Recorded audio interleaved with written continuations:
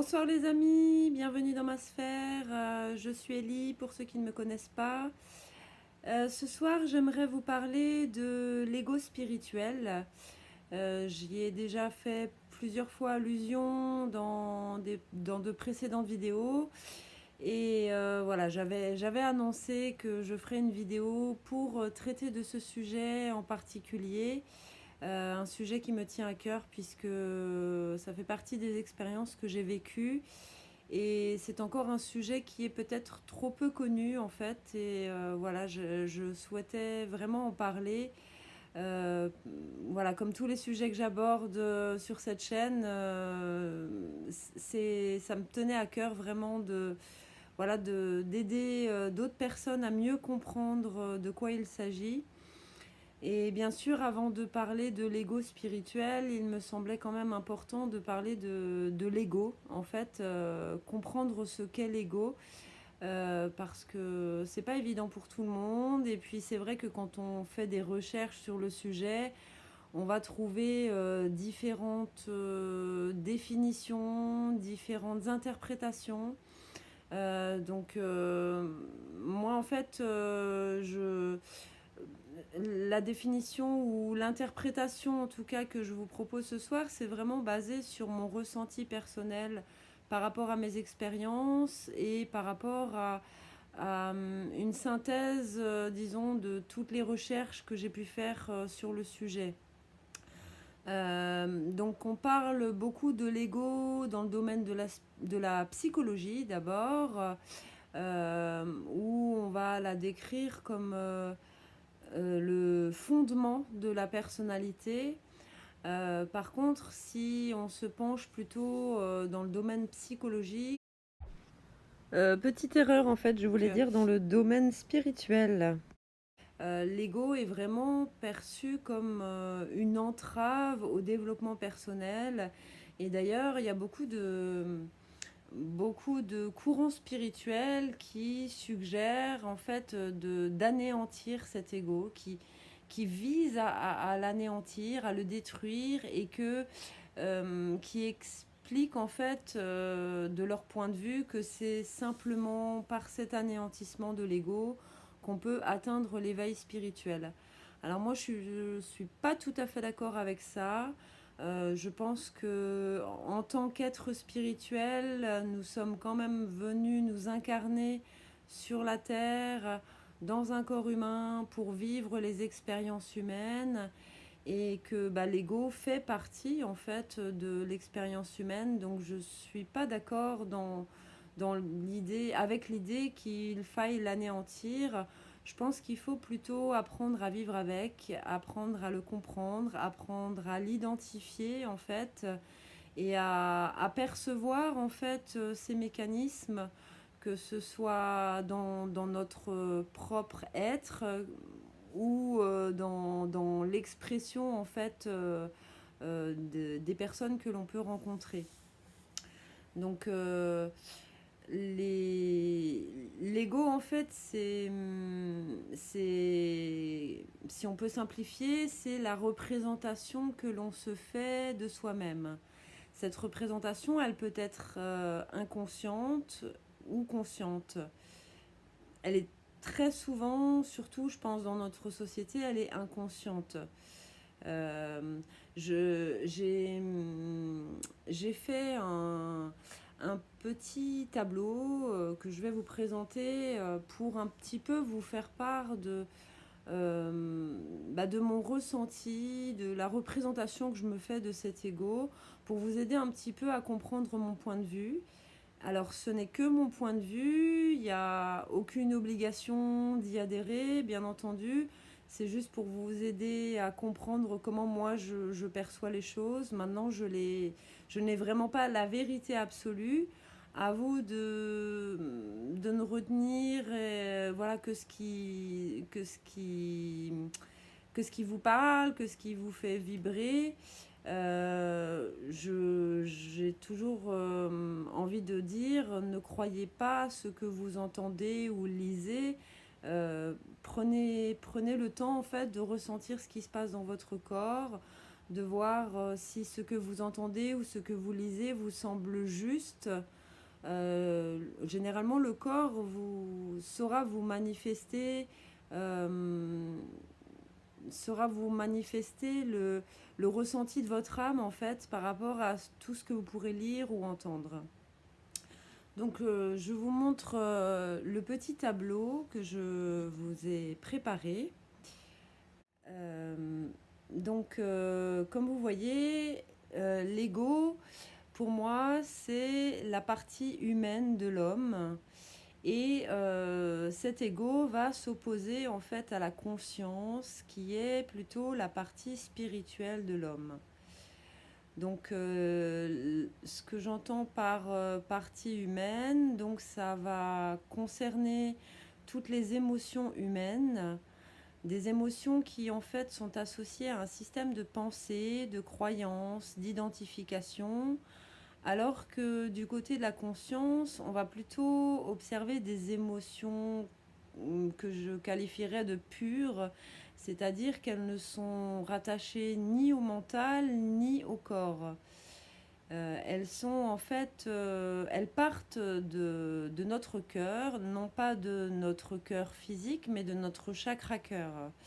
Alors que les émotions de l'ego, les émotions propres à l'humain, elles sont plutôt viscérales en fait. Si je peux vous donner un exemple qui vous aidera peut-être à comprendre un petit peu le fonctionnement, la différence en fait de fonctionnement entre notre partie humaine, notre partie spirituelle, entre nos émotions humaines et nos émotions pures, nos émotions plutôt spirituelles, divines. Euh, L'exemple que j'aimerais vous donner, c'est par exemple si vous recevez un cadeau, l'ego peut vous amener à penser, par exemple, que vous ne méritez pas ce cadeau. Ou au contraire, peut-être qu'il va vous amener à penser que ce cadeau n'est pas assez bien pour vous. Parce que oui, ce que j'ai oublié de vous dire, en fait, c'est que l'ego, il peut être aussi bien négatif, entre guillemets, que positif. C'est-à-dire qu'il peut nous amener autant à nous dévaloriser que à nous surestimer, à nous percevoir, nous faire percevoir comme quelqu'un de surpuissant, par exemple. Voilà. Donc, si effectivement vous avez plutôt un ego qui a tendance à vous dénigrer, vous dévaloriser, vous rabaisser, du coup, vous allez penser, dans l'exemple que je viens de citer, que bah, ce cadeau, vous ne le méritez peut-être pas, que c'est trop beau pour vous. Et si au contraire, vous avez un ego qui a tendance plutôt à vous faire percevoir comme quelqu'un de grand, de magnifique, de splendide, alors effectivement, peut-être que votre ego va vous amener à penser que ce cadeau, bah, il est peut-être pas à votre juste valeur, que en fait, il n'est pas assez bien pour vous. Et du coup, vous allez peut-être remercier la personne qui vous l'offre, mais vraiment, votre remerciement va manquer de sincérité, de reconnaissance. Alors que si, par contre, vous pensez que ce cadeau, vous ne le méritez pas, vous allez peut-être dire à la personne: «Oh, il ne fallait pas, tu n'aurais pas dû, c'était pas la peine». Je pense qu'on a déjà tous expérimenté ce genre de moment à un moment ou un autre de notre vie. Par contre, quand nous ne sommes pas dominés par l'ego, ou en tout cas pas au moment où nous recevons ce cadeau, si c'est notre pleine conscience qui nous domine à ce moment-là, quand on va recevoir ce cadeau, on va simplement l'accueillir en fait avec joie, avec gratitude. Donc on va ressentir ces émotions pleinement sans qu'elles soient rattachées au mental en fait. au mental ou au corps. Alors on va les ressentir dans le corps, mais elles n'y seront pas attachées. Donc ensuite, si vous voyez dans le tableau, alors ça c'est quelque chose dont on parle plutôt dans le domaine de la psychanalyse.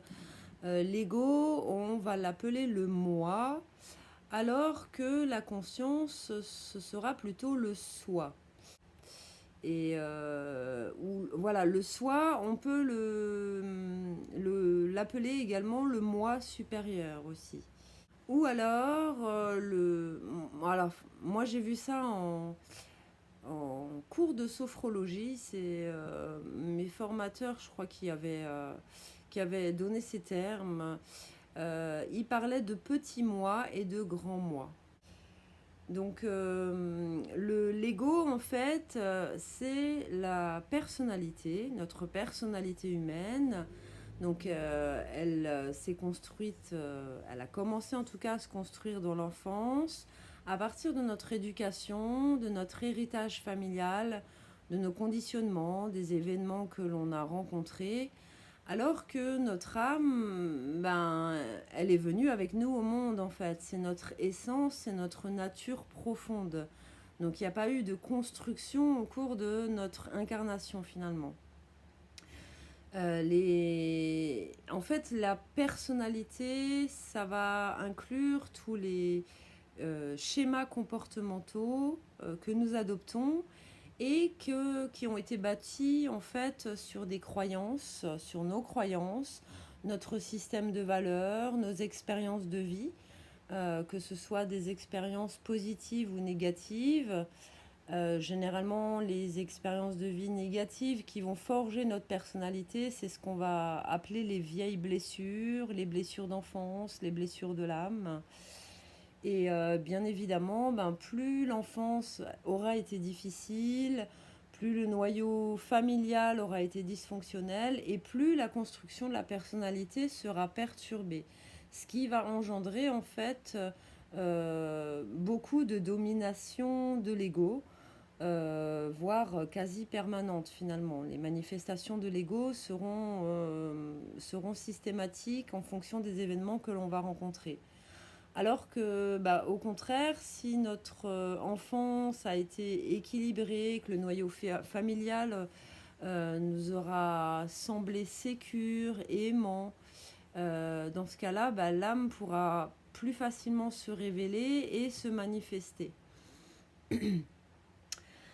On peut aussi associer à l'ego ce que l'on appelle l'enfant intérieur. On entend beaucoup parler de cet enfant intérieur quand on chemine dans le domaine du développement personnel ou de la spiritualité. Donc l'enfant intérieur, lui, il va surtout être le reflet de nos fragilités, nos faiblesses, notre vulnérabilité en fait. Alors que, à l'opposé, on va rencontrer la divinité intérieure, c'est-à-dire notre part divine, qui, elle, en fait, va représenter vraiment notre force intérieure. Donc l'enfant intérieur, en fait, c'est l'enfant que nous avons été, tout simplement, et qui continue de vivre en nous, à travers nous.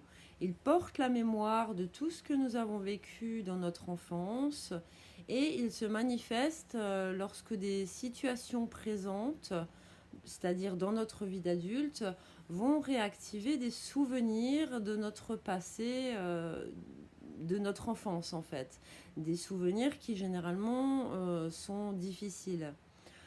La divinité intérieure, elle porte en elle plutôt la mémoire de la conscience universelle, ce que l'on appelle aussi les annales akashiques. Alors je vais pas rentrer dans le détail, dans le sujet, dans cette vidéo parce que ça prendrait beaucoup de temps et que je pense que la vidéo sera déjà assez longue.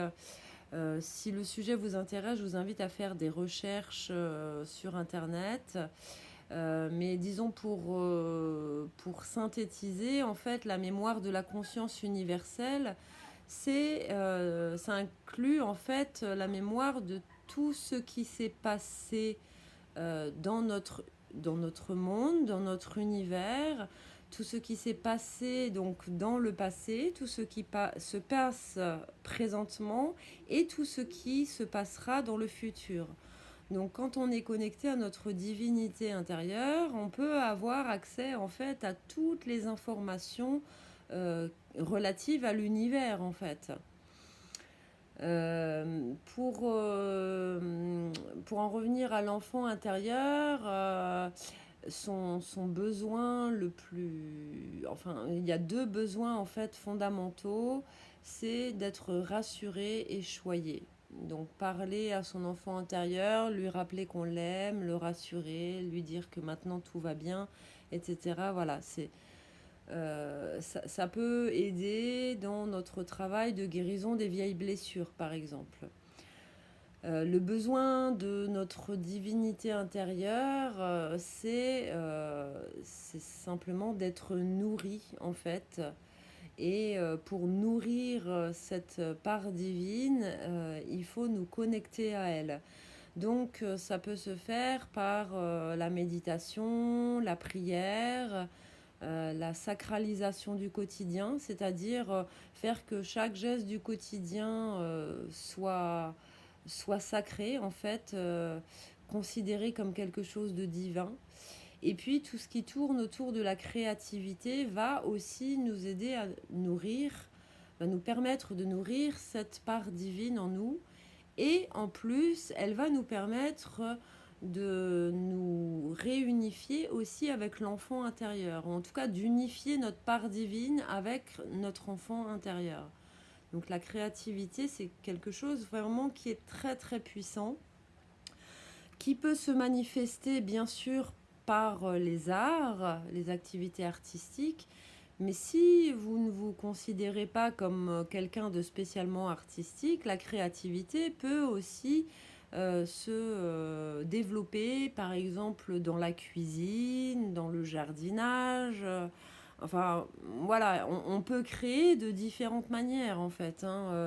Après, chacun va trouver le moyen qui lui convient, qui lui fait du bien, etc. Donc l'ego, en fait, quand il nous parle, c'est vraiment la voix du mental. Il y a tout ce qui est, en fait, réflexion, analyse, pensée. Dès qu'on décortique quelque chose, qu'on calcule minutieusement, etc. Tout ça, c'est la voix du mental. Tout ça, c'est l'ego. Alors que du côté de la conscience, ça va être plutôt la voix du cœur. Alors là encore, c'est pas le cœur physique, c'est vraiment le chakra cœur. Et du coup, c'est plutôt une pensée intuitive que l'on va avoir. C'est ces intuitions qui surviennent dont on ne sait où. C'est en fait la voix de notre cœur, la voix de notre conscience qui nous parle, qui est connectée en fait justement à ce grand tout, à cette conscience universelle. C'est pour ça que des fois on reçoit des informations, on trouve des solutions à nos problèmes ou des mots que l'on cherchait, on ne sait pas d'où ça vient. Tout ça, c'est la voix de notre conscience qui va piocher les informations dans la conscience universelle. Donc voilà, c'est notre intuition en fait qui sert d'outil à notre conscience, voilà pour transmettre les mots de la conscience à qui nous sommes en fait. Donc l'ego, il est généralement toujours dans la comparaison. Il se juge lui-même, il juge les autres.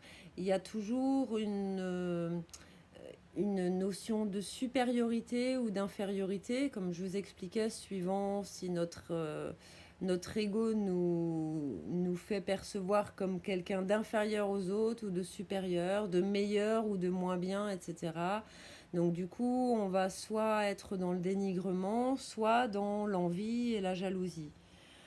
Pour l'ego, tout est classifié en fait selon le bien ou le mal, que ce soit les gens, les objets, les situations, etc.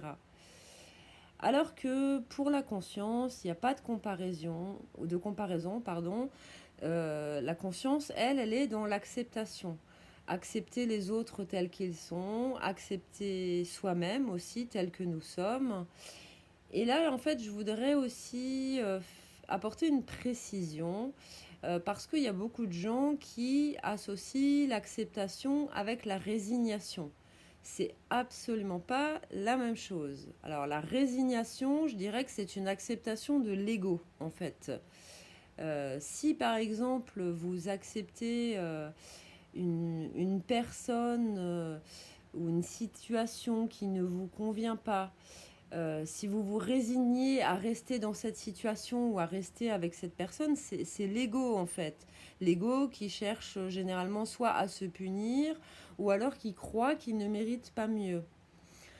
Alors, il faut vraiment garder en tête que accepter une personne telle qu'elle est ou une situation telle qu'elle se présente, ça veut absolument pas dire qu'il faut accepter de rester avec cette personne ou cette situation si cela ne nous convient pas.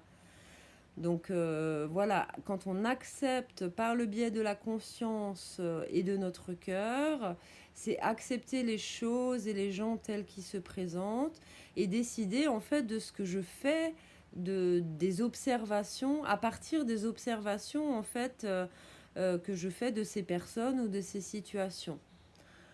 Voilà. Donc ensuite, en fait, l'ego, il est toujours dans la réactivité. Hein, c'est une émotivité pulsionnelle, pardon, comme je vous disais tout à l'heure, c'est viscéral.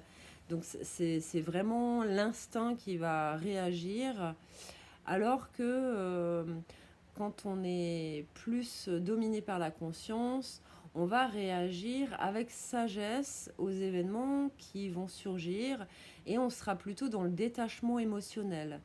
Alors que l'ego va prendre tout ce qu'il reçoit, tout ce qu'il perçoit comme des attaques par exemple, il va les prendre vraiment de façon très très personnelle, alors que quand on est dominé par la conscience, ça va glisser au-dessus de notre tête, quoi. Hein. Euh, je pourrais vous donner comme exemple, justement, si quelqu'un, par exemple, vous rejette ou vous adresse des propos qui sont blessants, votre ego, il peut vous pousser, par exemple, à riposter, donc vous serez dans la colère, il peut vous pousser à pleurer, vous serez dans la tristesse, ou il peut vous pousser à fuir, donc vous allez plutôt, par exemple, bouder dans votre coin. Alors que si c'est la conscience qui vous domine à ce moment-là, euh, dans cette même situation, votre conscience, elle va vous faire voir en fait que le comportement de l'autre personne ne vous est pas personnellement destiné, mais que c'est simplement une manifestation de son propre ego en fait. Voilà, alors pour l'ego, la vie c'est une lutte ou alors une compétition. Il y a toujours une notion de gagner ou de perdre, de s'écraser ou d'écraser les autres. Alors que pour la conscience, la vie est un jeu. Il faut s'amuser, il faut vivre en harmonie avec les autres. Et voilà, alors quand je dis la vie est un jeu, ça ne veut pas dire que la vie est un long fleuve tranquille. C'est pas parce que nous vivons euh, le plus possible, en tout cas, parce que bon, de façon constante, c'est plutôt rare, mais c'est pas parce que nous vivons presque toujours dans la conscience des choses que on va pas rencontrer de problème. Mais du coup, là où l'ego va voir ces problèmes comme de véritables épreuves, comme des agressions peut-être, des conflits, des combats. Par contre, voilà, la conscience, elle va voir ça simplement comme des défis à relever. Comme si vous faites un jeu de société, vous allez tomber sur une case où vous allez avoir des défis à relever. C'est pas plus compliqué que ça. Donc, l'ego va s'en amuser. La conscience, pardon, va s'en amuser. Et voilà, dernière chose, en fait, c'est que l'ego va privilégier le faire sur l'être. Donc, en fait, il est convaincu que pour être quelqu'un, il faut qu'il soit toujours dans l'action. Alors que la conscience, c'est tout l'inverse, elle va privilégier l'être sur le faire, c'est-à-dire qu'elle va d'abord apprendre à être, à se révéler, pour ensuite arriver à faire des choses qui lui conviennent et surtout à être plus productive tout en faisant moins que l'ego au final. Voilà, je pense que vous avez compris le fonctionnement de l'ego. Alors maintenant, qu'est-ce que c'est que l'ego spirituel? Alors en fait, l'ego spirituel, c'est quand notre ego va s'approprier tout toutes les connaissances que nous avons acquises dans le domaine de la spiritualité et du développement personnel. Il va se les approprier, il va les arranger à sa sauce. Et en fait, au fur et à mesure que nous travaillons sur nous-mêmes, non seulement nous allons développer notre conscience, mais aussi l'ego va également se développer, il va se transformer et il va devenir de plus en plus rusé. Tellement rusé qu'il peut arriver à se faire passer pour notre conscience. Et oui, l'ego est tellement malin. Et selon la façon dont nous avons travaillé sur nous, eh bien, nous n'arriverons pas toujours à pouvoir déceler si effectivement, à tel moment, il s'agit bien de notre conscience qui se manifeste ou de notre ego qui tente de se faire passer pour cette conscience.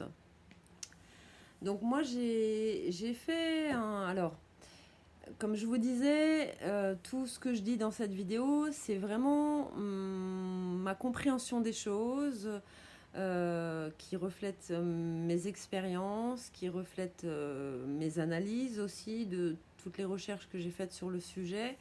Donc c'est vraiment personnel. Ne prenez rien pour argent comptant.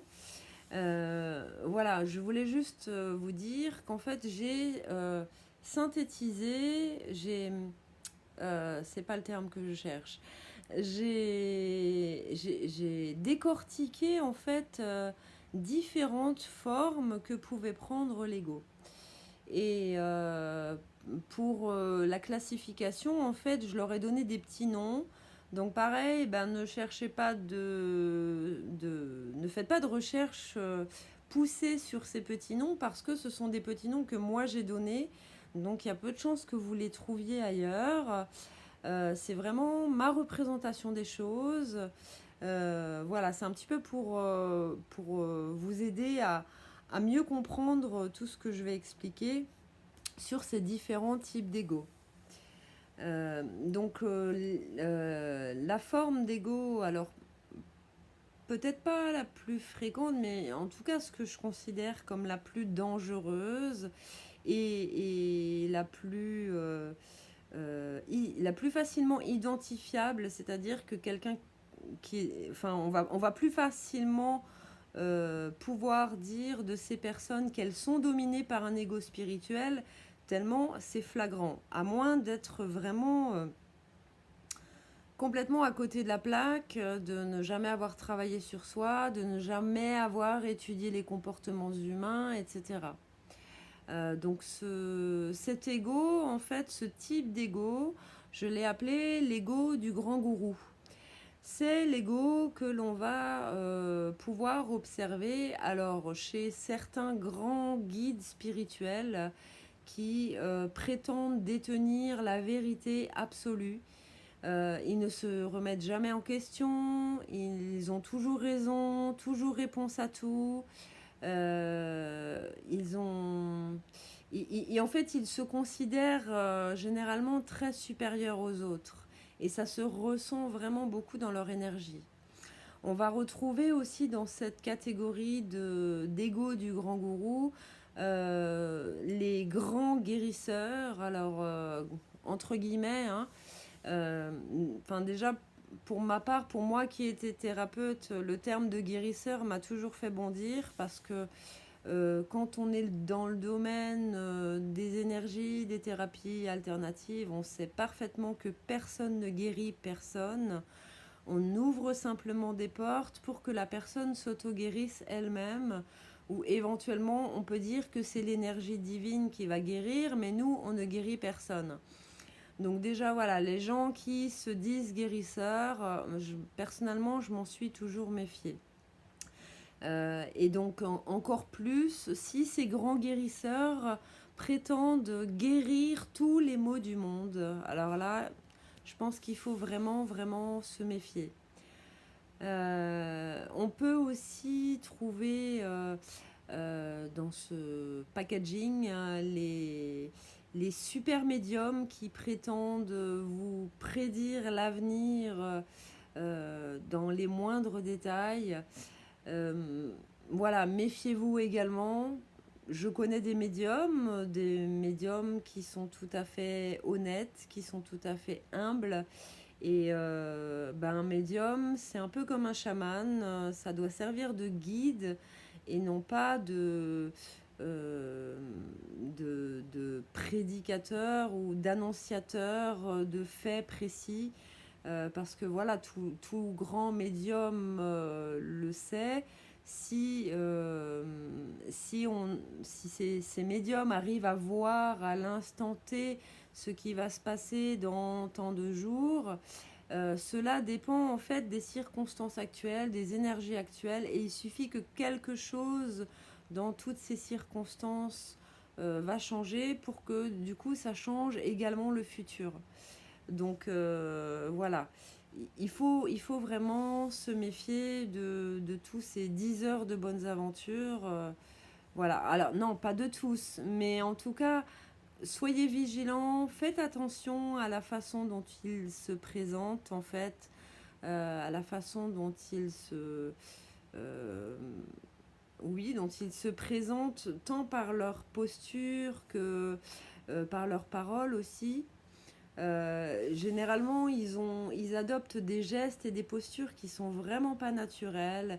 On sent que tous les gestes sont calculés, que ils en font trop, tout le temps trop en fait. On sent clairement qu'il y a un sentiment de supériorité qui les habite, un grand, grand manque d'humilité. Enfin, ils n'ont même pas d'humilité du tout, la plupart. Ça se voit par leur air hautain, par exemple, ou par leur façon de dénigrer les autres, de les rabaisser. J'ajouterais également qu'ils ont un discours généralement vaniteux. Ils sont très fiers d'eux, ils savent tout mieux que tout le monde, etc. Voilà, donc soyez vigilants à tous ces petits signes en fait qui pourront vous aider à distinguer les vrais guides spirituels, thérapeutes, médiums des charlatans finalement quoi, et surtout de dangereux manipulateurs parce que ils font partie de cette catégorie en fait. Hein. Voilà, je me suis levée pour mettre un peu de lumière parce que la nuit tombe. Donc j'en étais où? Voilà, j'ai parlé de l'ego du grand gourou. Ensuite, il y a ce que j'ai appelé l'ego du prêcheur. Donc les personnes qui sont dominées par cet ego sont bien moins dangereuses que celles qui sont dominées par cet ego du grand gourou, parce que généralement elles ont plus d'humilité, ou en tout cas elles semblent en avoir. En tout cas, ce qui est sûr, c'est qu'elles ont de bonnes intentions à l'égard des autres. C'est des personnes qui ont tendance à étaler leur savoir spirituel, mais sans pour autant rabaisser les gens, les dénigrer, ou les écraser ou les juger en fait. Alors leur savoir spirituel ou dans tout ce qui touche autour des thérapies alternatives, du développement personnel, etc. C'est des personnes qui généralement aiment donner leur avis sur tout, aiment donner leurs conseils à tout le monde, sans qu'elles n'aient été consultées, sans qu'on leur ait demandé en fait leur avis ou leur conseil à tel sujet, à tel ou tel sujet. Elles ont une tendance en fait à psychanalyser les gens. Les gens avec qui elles parlent, mais aussi les gens dont ces personnes vont leur parler. Par exemple, quelqu'un va parler d'un ami qui a eu tel ou tel comportement.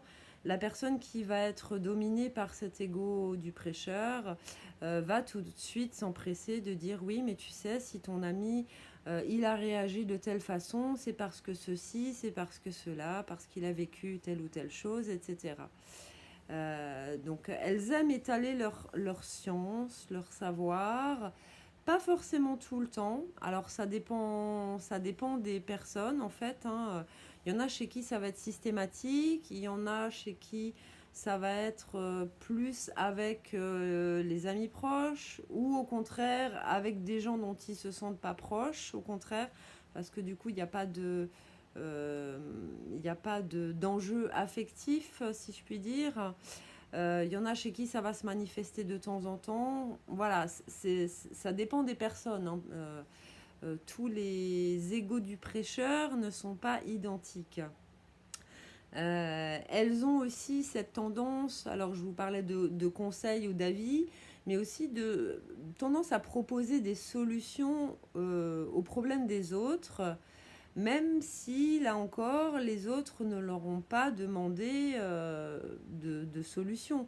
Il y a des personnes, vous savez, qui viennent parler de leurs problèmes, qui recherchent simplement une oreille attentive, qui ont simplement besoin d'être écoutées et qui n'ont pas forcément envie qu'on trouve des solutions. Et parfois, le fait de nous parler, ça peut peut-être même suffire à débloquer quelque chose en elles qui va leur permettre de trouver la solution toute seule.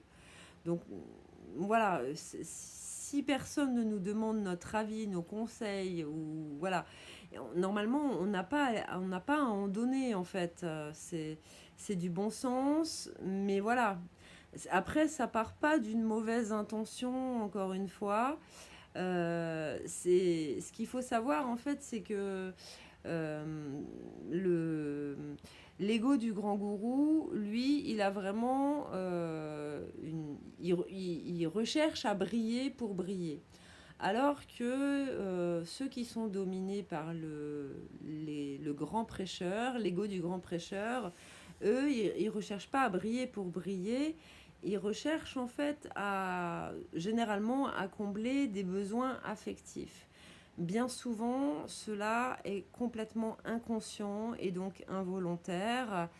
Ce sont des personnes qui, en fait, ont un besoin d'exister à travers le regard de l'autre. Donc, elles sont en recherche de combler soit un besoin d'amour ou simplement un besoin de reconnaissance ou un besoin d'appartenance, pourquoi pas aussi, etc. Ça dépend des personnes. C'est généralement des personnes qui ont ce qu'on appelle le syndrome du sauveur. Je crois que j'en ai déjà parlé dans une de mes vidéos. Donc ce sont des gens qui sont prêts tout le temps à aider qui en a besoin, avec ou sans demande, avec ou sans consentement. Donc elles ont une tendance en fait à se sacrifier pour les autres, à privilégier les besoins des autres au détriment de leurs propres besoins. Donc ce syndrome du sauveur, il était généralement là avant l'apparition de l'ego spirituel. Et du coup, c'est une porte ouverte en fait pour cet ego spirituel. Euh, et oui, alors c'est ça que je voulais dire. En fait, l'ego, il est tellement malin que cette tendance à toujours rendre service, à se sacrifier pour les autres, etc.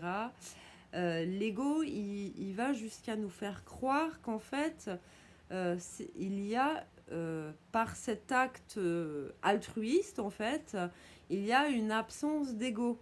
Alors qu'en fait, il s'agit d'une absence d'amour de soi, ce qui est complètement différent.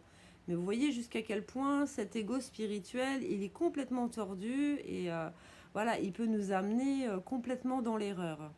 Bon, désolé, j'ai changé un peu de place. J'ai remarqué qu'il n'y avait vraiment pas assez de lumière, donc je pense que vous allez mieux me voir maintenant.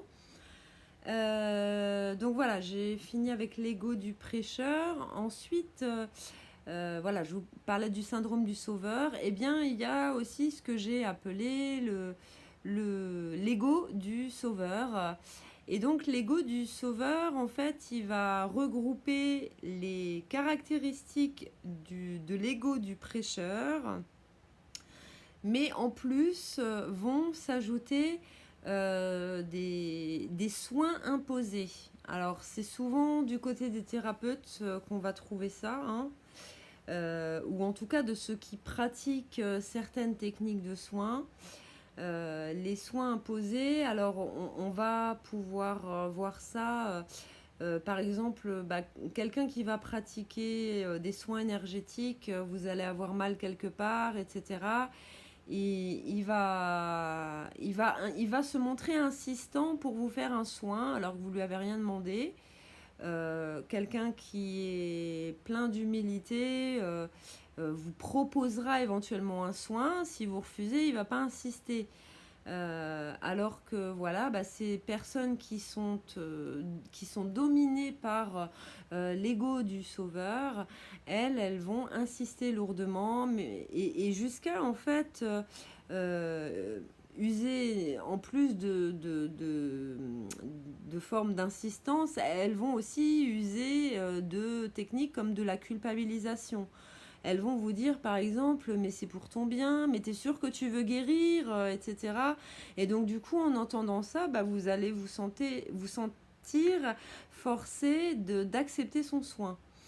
Et il y a alors le risque aussi dans le domaine énergétique, c'est qu'on peut aussi prodiguer des soins à distance. Et moi, j'ai déjà des personnes qui m'ont fait des soins à distance sans même m'en parler. Donc non seulement elles n'avaient pas mon consentement, mais en plus, j'étais même pas au courant, quoi. Elles m'ont envoyé un message, ah, je t'ai fait un soin hier soir, mais je t'ai rien demandé, moi. Enfin, donc voilà, c'est quelque chose qui est vraiment pas correct, en fait. Sans compter qu'on a très bien pu faire d'autres soins par ailleurs et que des fois il peut y avoir des interférences, des fois on a besoin de temps entre deux soins, etc. Enfin voilà, de toute façon on n'a pas à imposer des soins à quelqu'un.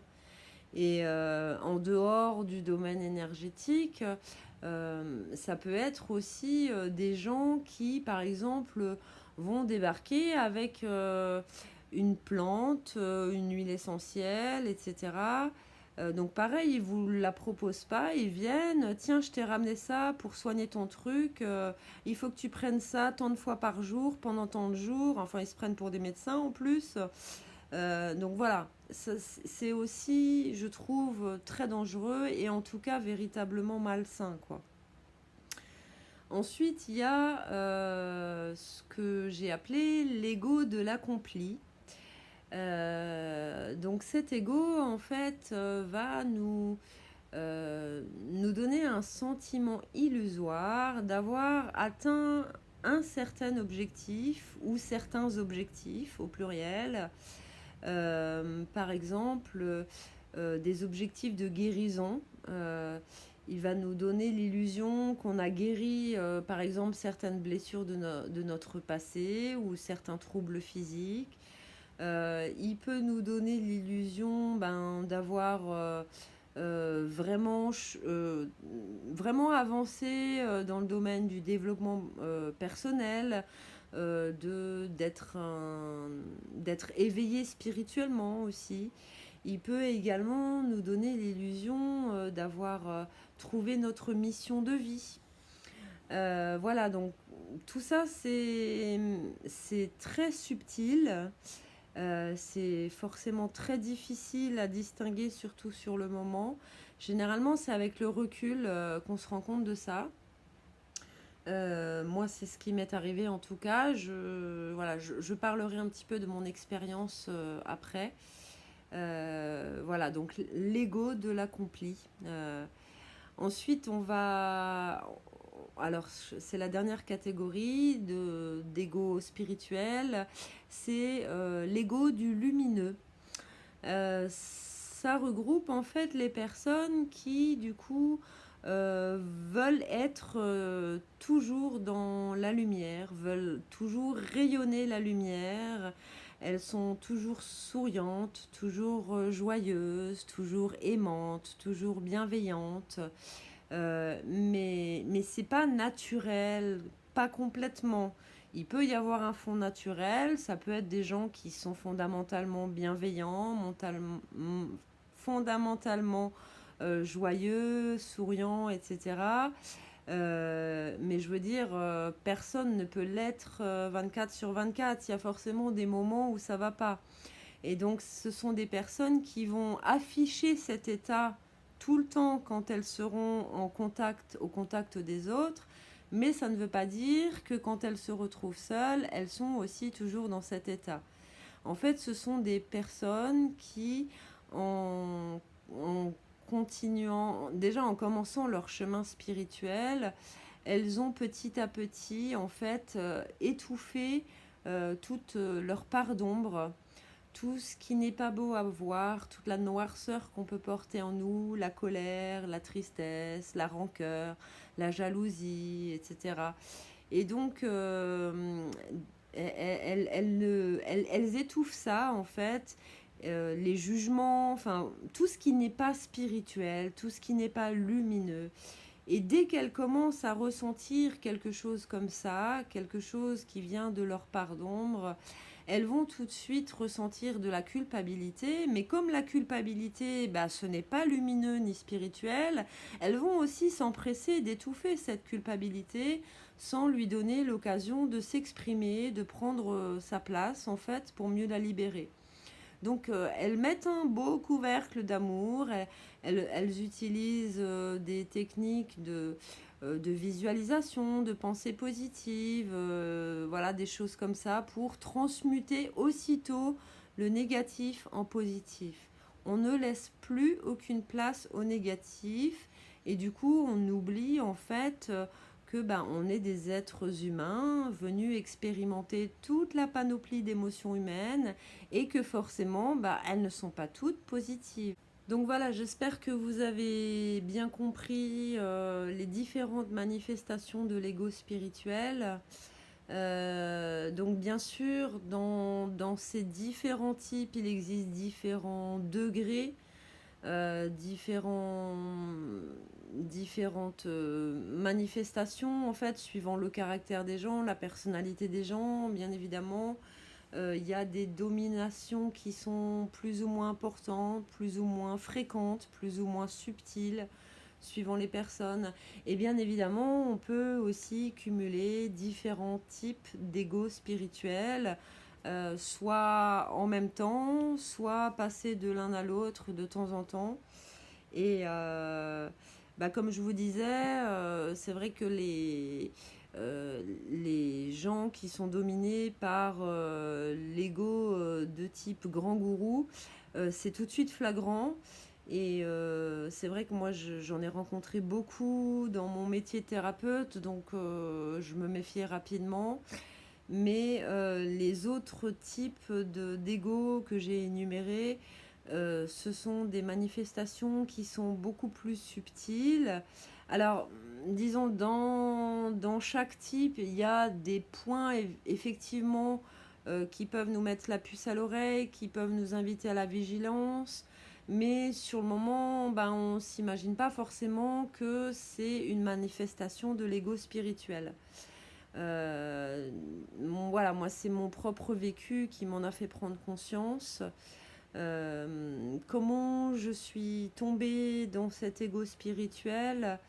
Alors, ce qu'il faut savoir, c'est que j'ai démarré ma vie d'adulte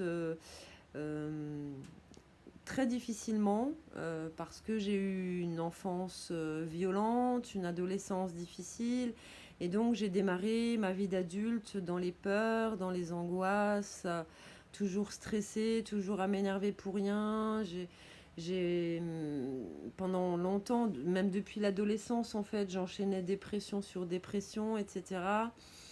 Et j'ai commencé à avoir déjà une petite amélioration lorsque j'ai appris la sophrologie. Ça devait être en 2004, je crois. Là, j'ai observé que je pouvais changer déjà mon état intérieur par des exercices de respiration, de visualisation, de relaxation, tout ça. Mais bon, sur le moment, je pratiquais pas encore régulièrement. Après, j'ai rouvert un livre, je crois que j'en ai parlé dans une autre vidéo, qui s'appelle Exploiter la puissance de votre subconscient. Un livre écrit par le docteur Joseph Murphy que j'avais commencé à lire à l'époque du collège, mais j'étais vraiment trop jeune en fait pour l'assimiler. Donc je l'ai repris en main et ça m'a beaucoup aidé. Je me suis fait mes petites formules d'autosuggestion pour reprogrammer mon subconscient à des choses plus positives parce que bah voilà, étant dépressif chronique, stressé chronique, anxieuse chronique, vous imaginez bien que j'avais un état d'esprit vraiment très très négatif. Donc je me suis récité pendant longtemps mes petites formules et puis j'ai fait plus de sophro et puis de fil en aiguille j'ai commencé à voir des changements s'opérer dans mon corps déjà, des problèmes de dos qui n'avaient pas complètement disparu mais en tout cas qui s'amélioraient considérablement. J'ai observé des changements dans mon cercle relationnel. J'ai rencontré des gens plus positifs, plus sains aussi.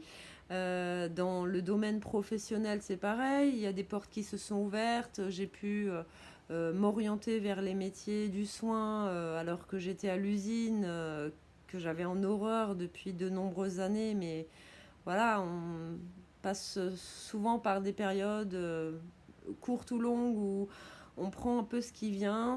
Voilà, l'objectif c'est de pouvoir se nourrir, payer les factures, donc on prend ce qui vient.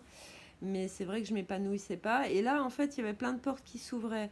Donc forcément, même si j'avais pas le terme de spiritualité dans la tête, je pense que mon chemin spirituel avait quand même commencé à s'amorcer grâce à ces techniques de sophrologie et d'autosuggestion.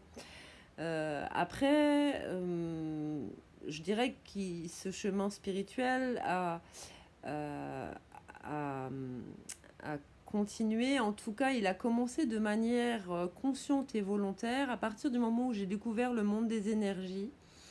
Et, euh, et, euh, et en fait, je me suis lancée de plus en plus dans des pratiques comme la prière, la méditation, la pensée positive. Et en fait, je me suis mis une pression presque en fait pour pratiquer de façon assidue. Je me suis acharnée en fait. Et donc forcément, bah, toutes ces méthodes cumulées les unes avec les autres ont forcément changé mon état intérieur. Mais en fait, elles n'ont jamais réglé mes problèmes de fond, elles n'ont jamais solutionné mes vieilles blessures. Elles ont juste mis un pansement en fait sur les cicatrices, mais les plaies étaient encore béantes. Mais j'en avais pas conscience. Et en fait, plus je pratiquais, plus je sentais que ça me faisait du bien. Et donc, effectivement, ça marche. Ce sont des techniques qui marchent mais qui sont à pratiquer en fait avec grande prudence et grande vigilance quand on a des vieilles blessures qui sont très lourdes, qui sont très nombreuses. Et c'est vrai que malgré tout, j'ai quand même travaillé sur moi. Même après avoir créé mon entreprise, j'allais voir d'autres thérapeutes pour m'aider à travailler dessus et tout. Mais visiblement, c'était pas suffisant en fait. Je suis pas allée suffisamment en profondeur. Et donc, j'ai continué à mettre des pansements et des pansements, des beaux pansements d'amour et de lumière sur toutes ces vieilles blessures. Et pourtant, des fois, il y avait Il y avait des événements, des situations, des expériences de vie qui me rappelaient que certaines choses n'étaient pas réglées. Ne serait-ce que quand j'ai passé mon permis, je l'ai passé très très tardivement. Et là, j'ai vu revenir en force mon stress, mais comme je l'avais plus ressenti déjà depuis quelques années, quoi. Donc, mais tout de suite, j'essayais de transmuter en fait ce stress en quelque chose de positif. Ça marchait, ça marche toujours. Mais en fait, on remplit la cocotte minute en faisant comme ça. On fait que remplir la cocotte minute. J'ai fait un burn-out après quand j'ai travaillé en gériatrie. J'ai eu une autre expérience à ce moment-là dont je ne parlerai pas parce que ça implique d'autres personnes. Et enfin voilà, je ne rentrerai pas dans les détails, mais cette expérience, elle a déjà réactivé des vieilles blessures aussi. Donc il y a eu déjà aussi une petite alerte, on va dire. Je l'ai écouté, j'ai travaillé dessus, j'étais accompagnée par une amie sophrologue, je lui en ai parlé, on a travaillé dessus et tout. Mais visiblement, là encore, c'était pas suffisant. Je pense que tout ça, tout ce travail que je faisais, ça a juste retardé l'échéance. Quelle échéance? Le, L'explosion de la cocotte minute, en fait. Et c'est seulement quand j'ai fait ma nuit noire de l'âme, là encore j'en ai déjà parlé, je ferai une autre vidéo sur le sujet parce que celle-ci est déjà assez longue. Mais c'est la nuit noire de l'âme en fait qui m'a fait prendre conscience que tout mon cheminement spirituel était erroné. Alors maintenant je le vois comme ça, il était erroné, mais sur le moment j'ai juste pensé que c'était du vent, que c'était du grand n'importe quoi, que tout ce que j'avais appris c'était de la merde. Donc c'est allé très très loin. De quelle façon cet ego spirituel se manifestait vraiment? Alors déjà parce qu'il m'a donné l'illusion donc d'avoir guéri de mes vieilles blessures, et puis aussi parce que j'avais toujours cette bonne parole à vouloir donner des conseils à tout le monde sans qu'on me demande mon avis, à tenter de convaincre les plus sceptiques du bien fondé des méthodes que j'avais découvertes, etc., etc. Et je me rendais pas compte, et moi j'étais pleine de bonnes intentions, et voilà, avec le recul, je me rends compte effectivement que ça nourrissait mes carences affectives, ça nourrissait mon besoin de reconnaissance. Et puis voilà, parallèlement à ça, j'avais mon activité, et même si j'avais du mal à la développer, que je n'arrivais pas à en vivre, les gens qui venaient me voir me faisaient des super retours.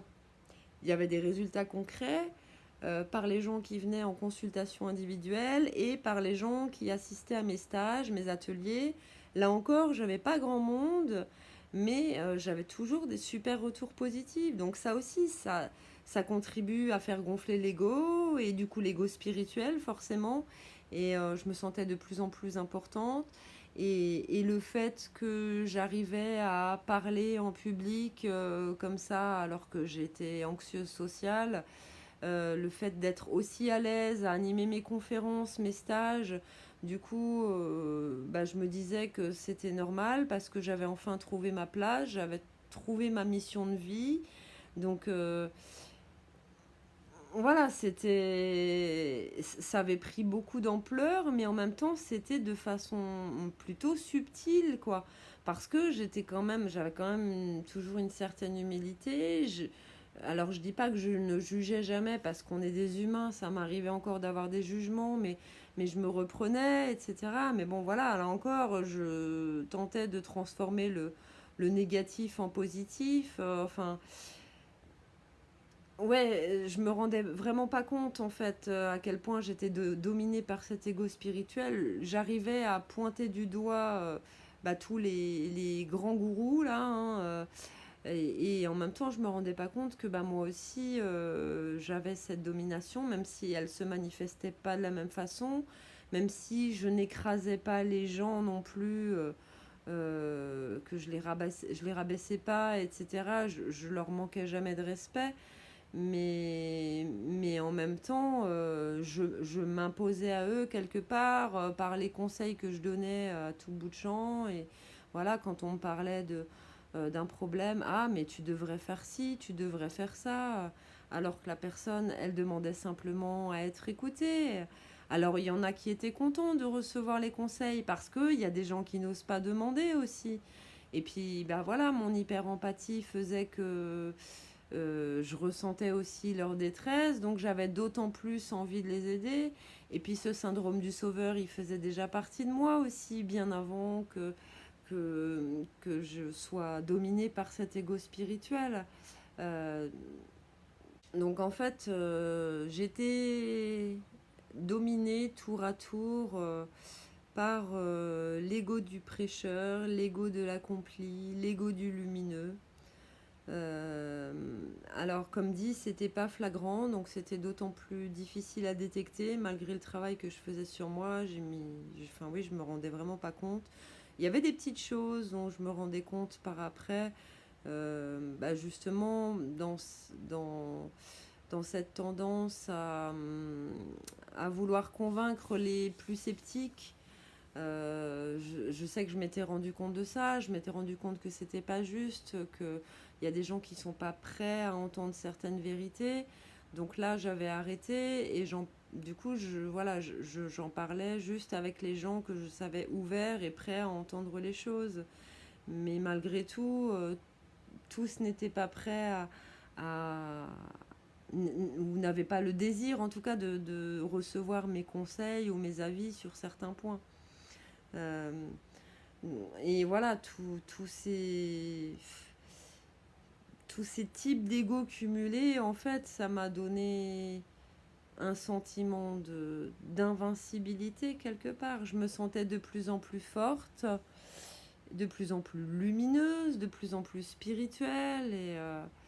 Et j'ai alimenté ça, en fait. Et voilà, et même si effectivement cette nuit noire de l'âme, ça a été quelque chose de terrible à vivre, ça a été une épreuve vraiment d'une grande violence sur le plan émotionnel, mais je remercie mon âme de m'avoir fait vivre cette expérience parce que ça m'a permis de mettre fin à cette illusion en fait dans laquelle je vivais. Et voilà, bah du coup, de faire profiter de mon expérience aujourd'hui et peut-être par le biais de mon témoignage, d'aider d'autres gens à prendre conscience qu'elles sont elles-mêmes dominées par leur ego spirituel. Parce que, comme dit, si par le passé, je voyais distinctement les grands gourous, les autres types d'ego, en fait, c'est seulement après ma propre expérience de la nuit noire et toutes les conscientisations autour de mon ego spirituel qui, du coup, m'ont permis de déceler d'autres types d'ego spirituels chez des gens proches ou moins proches. Voilà, j'en ai pas parlé avec ces personnes parce que elles m'ont pas demandé leur avis là-dessus non plus, donc voilà, j'ai appris à prendre mes distances, alors à prendre mes distances dans le sens à ne plus m'impliquer dans leurs problèmes, voilà, si on me demande pas d'y participer, et puis aussi à prendre mes distances dans le sens à me protéger aussi, quoi, parce que je veux plus me laisser entraîner justement par les autres égos spirituels, parce que ça m'est aussi arrivé plusieurs fois, quoi. Voilà. Ah oui, si, pour conclure, les facteurs de risque, en fait, enfin, quels sont oui, les facteurs de risque, les moyens qui peuvent faciliter ce piège, en fait, de l'ego spirituel. Alors pour tout ce qui concerne le type du grand gourou, je dirais que déjà, si vous avez une personnalité à tendance narcissique, égocentrique, orgueilleuse, vaniteuse, Là, effectivement, pour ces personnes-là, c'est découvrir le monde spirituel, c'est la porte ouverte à cet ego du grand gourou. Et après, ben voilà, je dirais une dispersion dans toutes les méthodes psychospirituelles. Ce que j'entends par les méthodes psychospirituelles, c'est tout ce qui englobe le développement personnel et les techniques spirituelles, en fait. Quand on a, et moi ça aussi, c'est vrai que je crois que j'en ai pas parlé, mais j'avais une soif d'apprendre, j'avais une soif de connaissance à partir du moment où j'ai découvert les énergies, les anges, la méditation, tout ça. Je voulais en apprendre toujours plus, toujours plus, toujours plus, toujours plus. Donc j'ai lu, je me suis formée, j'ai participé à des conférences, des stages, des ateliers. Et j'avais vraiment une soif insatiable d'apprendre. Et en fait, quand on est dans cette frénésie, quelque part, de vouloir à tout prix se former, quand on est oui, dans un apprentissage successif, voire carrément simultané d'un trop grand nombre de pratiques, de méthodes, de connaissances spirituelles, du coup, en fait, ça nourrit forcément notre ego. Et comme on avance trop vite, du coup, bah, le piège, il est beaucoup plus grand de tomber dans cet ego spirituel parce que au fur et à mesure qu'on apprend, ben, du coup, notre ego, il apprend aussi, quoi. Voilà, et comme je vous disais tout à l'heure, il s'approprie en fait toutes ces connaissances, toutes ces techniques. Et, euh, et du coup, voilà, un chemin de guérison ou de développement personnel trop rapide, trop précipité, ça fait qu'on brûle pas mal d'étapes en fait sur ce chemin. Et, euh, et en fait, voilà, on est tellement focalisé sur l'idée d'aller mieux que du coup, ben, on va se focaliser sur toutes les techniques qui nous font du bien, qui nous aident à nous sentir mieux. Et du coup, ben, en faisant ça, on étouffe ben, toutes nos parts d'ombre.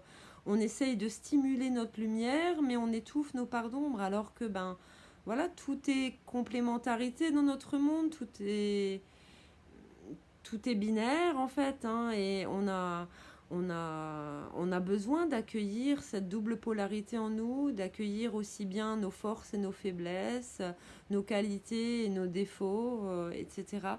Et donc nos parts d'ombre, elles ont autant à nous apprendre que nos parts lumineuses en fait, quoi.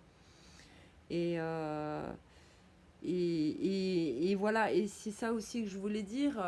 Si vous vous souvenez du tableau que je vous ai montré sur l'ego, je vous expliquais aussi que l'ego, il est tout d'abord dans le faire, il privilégie le faire avant l'être, alors que la conscience, c'est l'inverse. Et en fait, quand vous êtes dans une pratique psychospirituelle intensive, du coup, vous êtes beaucoup dans le faire. Alors, je ne dis pas qu'il ne faille pas pratiquer si vous en avez envie. Après, il faut voir les motivations qui sont cachées derrière. Si vous pratiquez de façon intensive parce que vous avez envie d'être plus connecté, plus ancré, plus présent, etc., ok. Par contre, si derrière tout ça, l'objectif premier, c'est de vous améliorer, de vous rendre meilleur, tout ça, c'est lié à l'ego, en fait. Et donc là, ben voilà, vous êtes dans le faire, vous avez décidé que pour être ce que vous voulez devenir, il faut faire. Donc là, c'est forcément l'ego qui s'exprime. Alors que si vous vous focalisez sur l'être, eh ben vous allez voir que vous pourrez faire des choses pour vous aider à être mieux, mais ça viendra de façon beaucoup plus naturelle. Et moi je le vois bien quand je suis pas bien et que je me force à faire des choses pour m'aider à aller mieux, ça me fait du bien. Mais c'est pas la même chose que quand j'ai suffisamment d'énergie et que je me lance sans réfléchir. D'un coup, je me dis, allez, je vais faire ma danse méditative ou je vais me mettre devant mon hôtel, je vais méditer, je vais prier, je vais réciter mes mantras. Mais c'est pas dans l'idée de m'améliorer, de devenir quelqu'un de mieux ou de me faire du bien, même, c'est juste envie de faire ça, quoi. Et du coup, le résultat, il est complètement différent, je trouve. C'est beaucoup plus fort, en fait. Voilà, je crois que j'ai fait le tour. Cette vidéo est vraiment, vraiment longue. J'espère que ça n'aura pas été trop long pour vous. J'espère vraiment que ça vous aura éclairé sur cet ego spirituel et que peut-être ça vous permettra d'éviter de tomber dans ce piège ou d'en sortir si vous vous rendez compte que vous êtes déjà dedans. En tout cas, on peut en sortir. Et tout ce que je peux vous souhaiter, c'est de ne pas avoir à vivre une nuit noire de l'âme pour sortir de cet ego spirituel. Si on peut conscientiser les choses par soi-même, par un travail intérieur et tout, je pense que c'est quand même nettement moins violent. Maintenant, voilà, chacun a ses expériences à vivre. Il y en a qui ont besoin de passer par des expériences violentes pour comprendre et apprendre certaines choses, pour grandir, évoluer. Et voilà, c'est comme ça, tout est juste. Voilà, j'espère en tout cas que ça vous a vraiment intéressé. Si vous avez envie de partager votre expérience de l'ego spirituel, n'hésitez pas à mettre des commentaires. N'hésitez pas non plus à me poser des questions s'il y a des points qui n'ont pas été suffisamment clairs, si vous avez besoin de précision. Voilà, je reste à votre disposition. Je vous remercie infiniment de m'avoir écouté. Je vous souhaite une très belle nuit, en tout cas déjà une belle fin de soirée, 10h30. Moi j'ai un joli croissant de lune là juste en face de moi, c'est magnifique. Voilà, je vous souhaite une belle nuit et à très bientôt. Prenez bien soin de vous. Je vous embrasse. Bye bye.